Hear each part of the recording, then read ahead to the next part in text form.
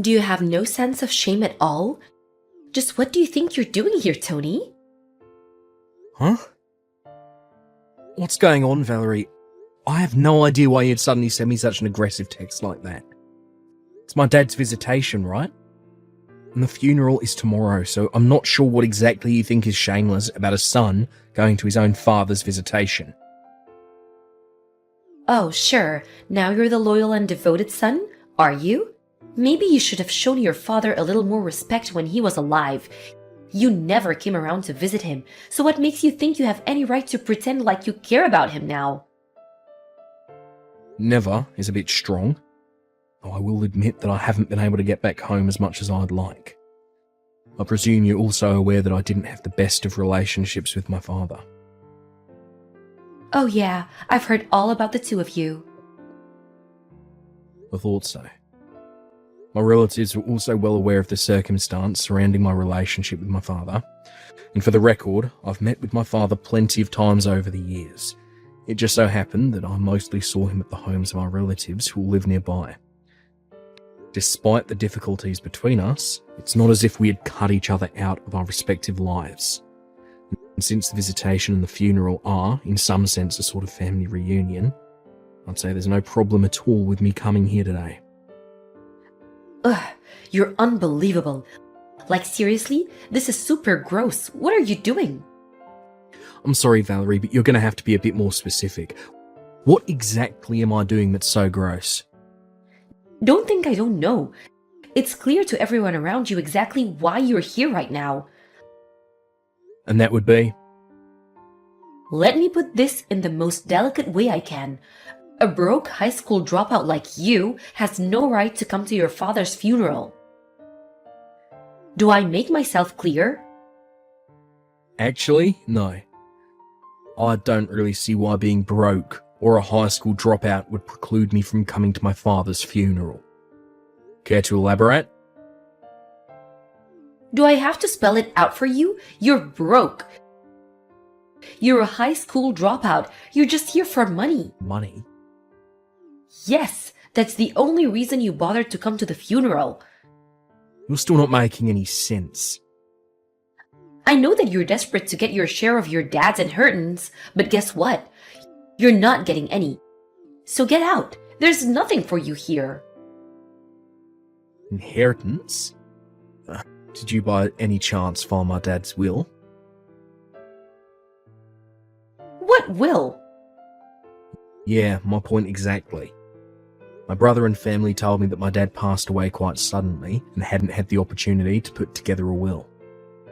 As such, his inheritance will be split up according to the laws of our state. In other words, how my dad's estate is divided up between his heirs isn't something that I have any power at all to affect. It'll all be carried out automatically by the city government. If you're trying to confuse me with all that legal jargon, it's not going to work. All of that was layman's terms. I'm not sure which part you think was jargon. That's so like a high school dropout. They always use big words they don't understand to sound smarter than they are. Anyway, I'm planning to be in town until my dad's funeral is over. Oh yeah? I might just have to have a little chat with your brother about this then. By all means, go ahead. I've already talked to him and he said I was welcome to come. Conversely, if I were to be absent from the funeral after coming to the visitation tonight, I think that might disturb several of my relatives who are expecting me to come. Ugh, whatever. Fine, but you need to get out of town immediately, after the funeral is over tomorrow, got it?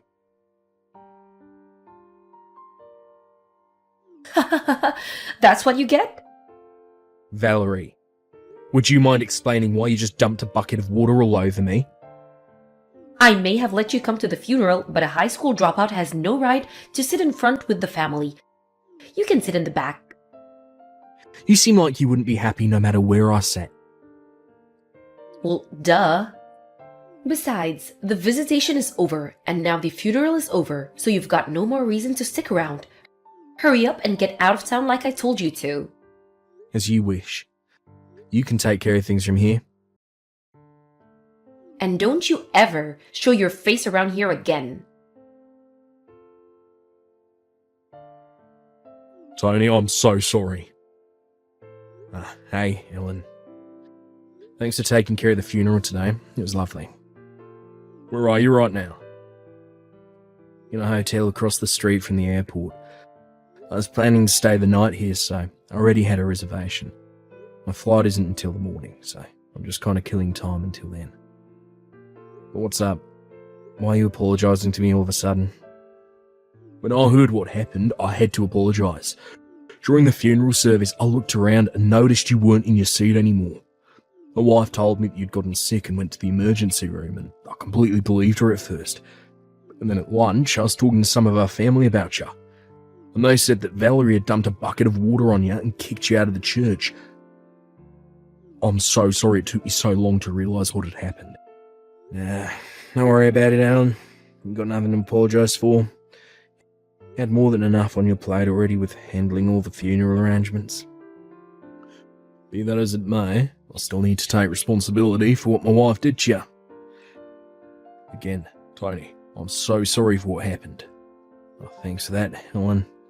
Like I said, I don't hold you responsible at all, but it's big of you to come and apologise to me like this.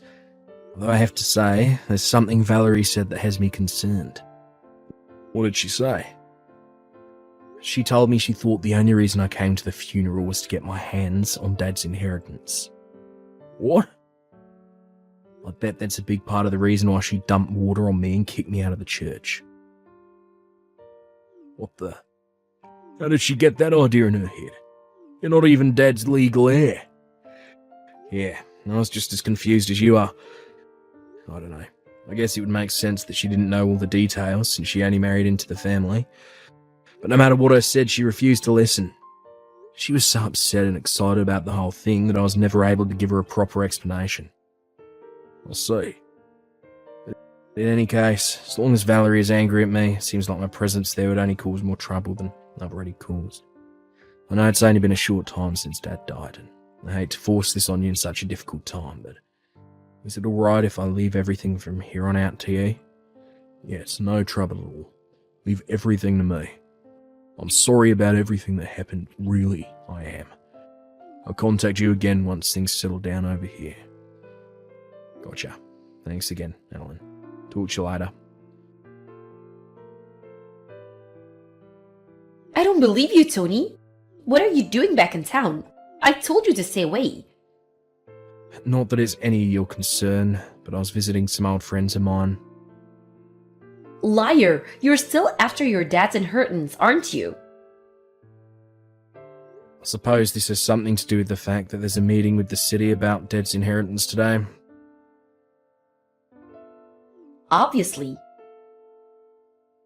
Well, I know you have all sorts of things you'd like to say to me right now, but let me save both of us a lot of time.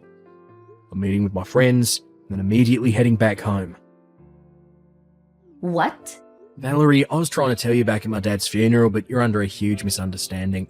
Regardless of what you may think, I'm not actually one of my dad's legal heirs. Wait, you're not? I think you're aware that while I call Alan my brother, we're technically just stepbrothers, right? Yeah, I knew that. Right. So Alan is our dad's son, and I'm our mum's son.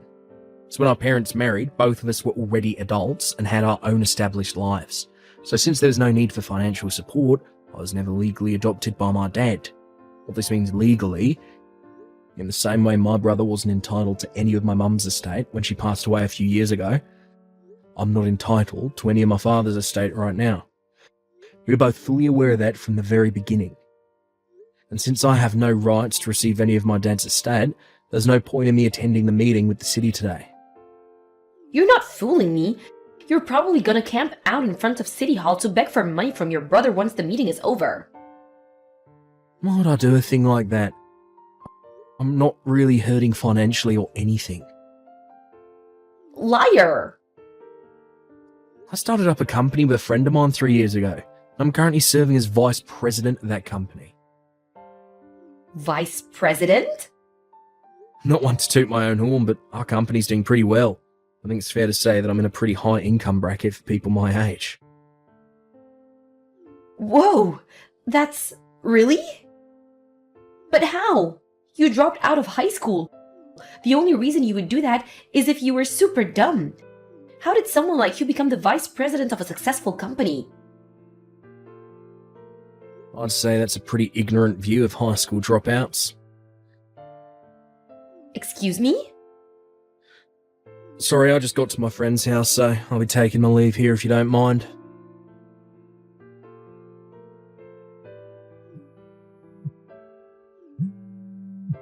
Tony, this is your doing, isn't it? What's the matter, Valerie? Where are you right now? In the airport, about to board my plane. Why? Get back here right now. Hate to disappoint you, but I'm afraid I can't do that. I've got work tomorrow morning. If I miss this flight, I won't be able to get to the office on time. Your job isn't what's important right now. My future is what's important. At this rate, I'm gonna be divorced before I get my share of your dad's estate. Ah, I see. Is that all you have to say? If I'm not mistaken, my brother told you he's going to divorce you right before the meeting with the city started, right? Yes. Now that you know what's going on, hurry up and get your butt over to City Hall right now and fix what you did. Fix what exactly? Stop playing innocent. You high school dropouts are all the same. You always use dirty tactics to get what you want. What did you say to my husband? Whatever you said, it got my husband to divorce me. I'm gonna lose my share of his inheritance. Well, Valerie, I'm afraid to say that you're once again drastically misunderstanding the situation. How? Ordinarily, this is a conversation that would be best to have in person, but in your case, I think writing it all out via text will help you understand. Just spit it out already. What did you do? I'll explain it step by step, so make sure you read each message thoroughly before moving on to the next one. First of all, about the inheritance. As I mentioned before, my deceased father's only legal heir is my brother, Alan. If my mother was still alive, then she would also be a legal heir as his wife, but she passed away a few years ago. So again, the only legal heir is my brother, Alan. Aren't you forgetting someone? What about me? No, I wasn't forgetting anyone. My brother is the only legal heir. What? Let me explain this in the absolute simplest possible terms. According to local, state, and federal law, daughters and sons-in-law are not considered to be legal heirs with inheritance rights. Wait, really?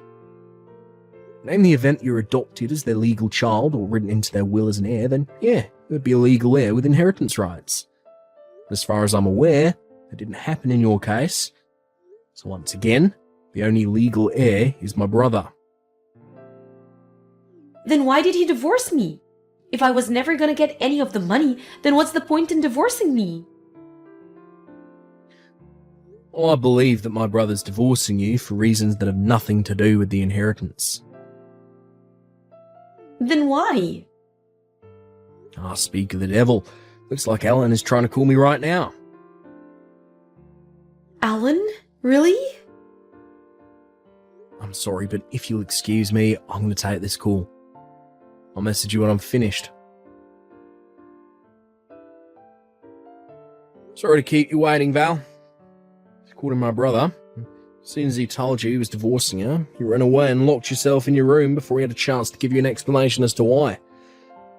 I suppose the reason you text me right now is most likely because you're convinced, for whatever reason, that I'm the one responsible. Correct? You are responsible. I know it was you. You're just mad at me because you found out you wouldn't get any of your dad's inheritance. Valerie, please. I wish you'd stop making such brash allegations against me. I already received my mother's inheritance several years ago when she passed away. And my brother is the only person with inheritance rights to our father's estate. Both of us have been well aware of this for quite some time now. What inheritance? Your mother was so poor you had to drop out of high school to get a job and support her. What inheritance could she have possibly left you? Well, you're correct about one thing. We definitely had financial difficulties in my childhood years. I knew it. However, it was only for my childhood years. After I graduated high school, my mother took an enormous risk and opened her own interior decoration store. Really? It was quite successful, and she left me a sizable inheritance when she passed. Actually, that store's now being run by my wife. My mother had been training her up in preparation to take over when she retired. Oh, So, as you should now be able to tell, I'm not quite in as hard of financial straits as you are at this point in time. hey, what's that supposed to mean? You're making it sound like I'm the one who's dirt poor. I wouldn't make a claim like that without any justification. As I understand it, you have outstanding debts totaling $30,000. How did you? Then there's the matter of your infidelity. My what? Sorry, allow me to rephrase. My brother is divorcing her because of your affair. Oh, He only gave me a basic overview, so I'm a bit short on the specific details, but from what he said, he seems like he did his homework. You should operate on the assumption that he knows basically everything. no way. I worked so hard to hide it from him. It would seem that you left behind a trail of breadcrumbs which Ellen picked up on. Now then, if you'll excuse me, Wait, I just heard the call to start boarding my plane, so I'll take my leave here. but how did... I never thought I'd actually get caught. Valerie resisted the divorce at first, but she suddenly became much more cooperative right after my brother officially received her father's assets. Come to find out, Valerie was under the false impression that she would be able to receive a share of the inheritance during the divorce proceedings. Her lawyer was burdened with breaking the news to her, but no, assets a spouse receives through inheritance are not subject to property division in the event of a divorce. This came as a terrible shock to Valerie, who had been intending to use that money to finally pay off her debts, as well as soften the blow of my brother's lawsuit against her for infidelity. Faced with this reality, Valerie stormed over to my brother's house and said that she was taking back her consent to the divorce, but it was already too late. The divorce had already been finalised. Not to mention my brother wasn't even at the house because he'd already sold it and moved. After being abandoned by her husband, she tried to run back to the man she was cheating with, but he turned her away. She then went to her parents, who also turned her away. She's now living in a run-down, subsidised apartment, working multiple part-time jobs, and gradually chipping away at her multiple sources of debt, while barely managing to scrape by.